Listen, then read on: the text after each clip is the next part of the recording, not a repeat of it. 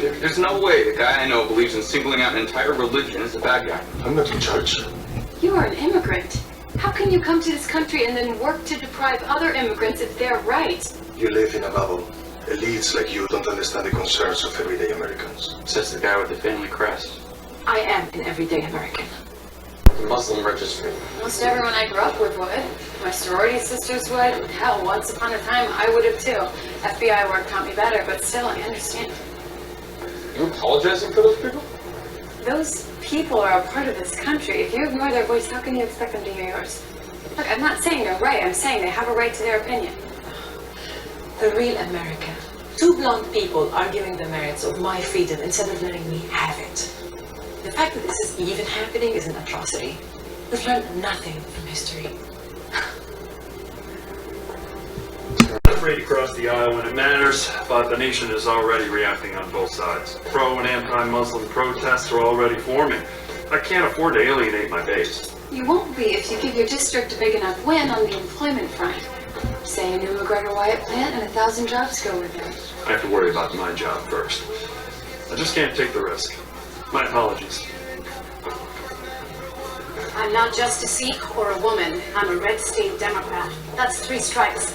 The last thing I can do at a time like this is vote my conscience over my constituents. Well, you may not want your faith to define you, but this bill defines my people by theirs. How is that okay? I'm sorry. I've made it too far to lose it all now. Congressman, you know me. I briefed President on the threats of Islamic terror. I've personally had boots on the ground in these countries. I know dangerous policy when I see one. A list isn't dangerous. No, in and of itself, no, it's not. Okay, but when you create a list, you're also creating a recruitment tool. It's making it easier for a kid to choose a life of suicide vests over anything else. Believe me, when I tell you this is making us more vulnerable, not less. America is scared, and so am I. They want action. My vote is yes, and I'm not sorry. Why is it every time a Muslim kills someone in this country, he's a terrorist? But, you know, if a white man does it, he's simply disturbed. Save that claptrap for your buddies in the mainstream media. My vote's yes, and it's rock solid. Your mother should know better than sending you in here like this. It's embarrassing.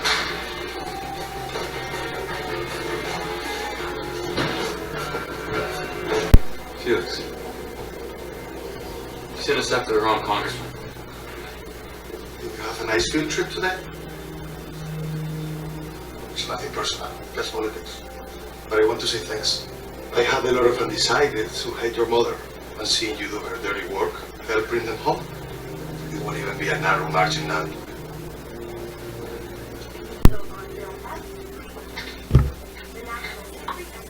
Bombones?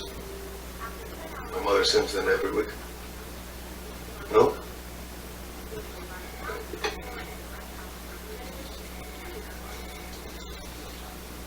Even if I wanted to stop this vote, and I don't, it's already happening. We won't. You can get on the phone, beg, plead, lie. They will listen to you because they'll think you disagree with work. Why would I do that? Because there's more at stake than we can tell you. And because deep down you know that singling out an entire faith is wrong. Okay. Okay. What if I tell you one of the chocolates in this bowl could kill you? Will you play it safe? Or will you take a chance and grab one?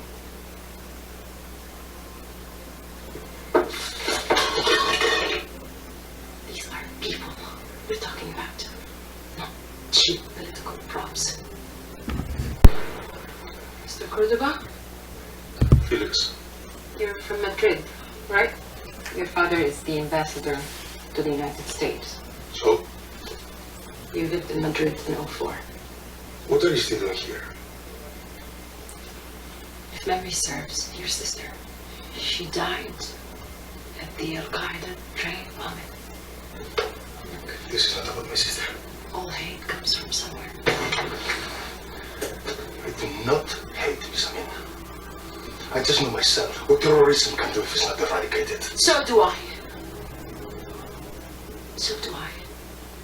It can spur violence against innocent men and women, destroy families, stoke imaginary fears against the other.